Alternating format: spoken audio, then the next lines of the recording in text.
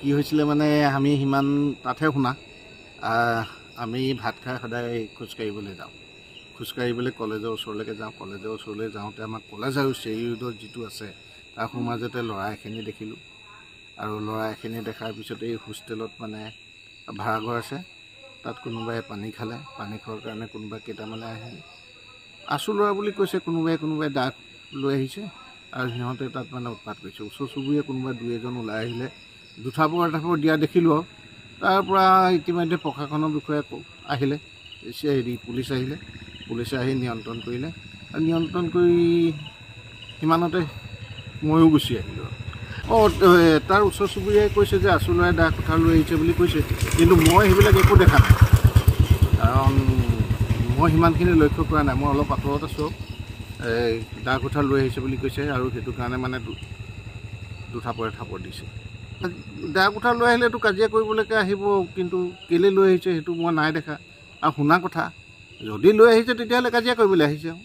আৰু এই মালিকৰ ঘৰৰ মানুহ ওলাই আহিছে নিয়ন্ত্ৰণ কৰিবলৈ চেষ্টা কৰিছে যিহেতু কালিলৈ নন্দনাথ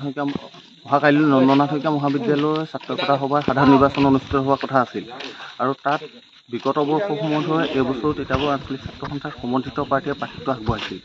আৰু আমাৰ ছাত্ৰ সন্থাৰ সাধাৰণ সম্পাদক পদৰ প্ৰাৰ্থী আছিল ৰক্তিম শইকীয়া আৰু তিতাবৰ নন্দনাথ শইকীয়া মহাবিদ্যালয়ৰ এগৰাকী ছাত্ৰ ৰক্তিম দত্ত নে বৰা মই ভালকৈ উপাধিটো নাজানো তেওঁ বাৰ্থডে পাৰ্টি আছিল সেই বাৰ্থডে পাৰ্টিত কিবা সুৰা সেৱন কৰিছিল আমি জনামতে আমাৰ কোনোবা কৰ্মী তাত যাব পাৰে সেইটো মই অৱগত নহয় কিন্তু সেই ভিডিঅ'টো আলম লৈ পেলাই যিগৰাকী আমাৰ সাধাৰণ সম্পাদক পদৰ প্ৰাৰ্থী সেই সাধাৰণ সম্পাদক পদৰ প্ৰাৰ্থীগৰাকীৰ নাম সাঙুৰ খুৱাই পেলাই তেওঁলোকে এটা ভিডিঅ' প্ৰস্তুত কৰি পেলাই সামাজিক মাধ্যমত শ্বেয়াৰ কৰিলে আৰু সেই বিষয়ে কোনে শ্বেয়াৰ কৰিছিলে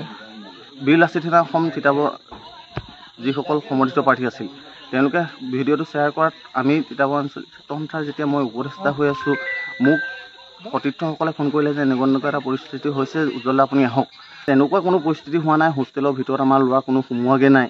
তেওঁলোকক মাতিবলৈ গৈছে মই জনাত মোক কোৱা মতে মাতি পেলাই বাহিৰত সোধা পোছা কৰিবলৈ লৈছে তেনেকুৱাতে হুলস্থুলীয়া এটা পৰিৱেশ হৈছে কিহৰ কাৰণে সোধা পোছা কৰিবলৈ গৈছিলে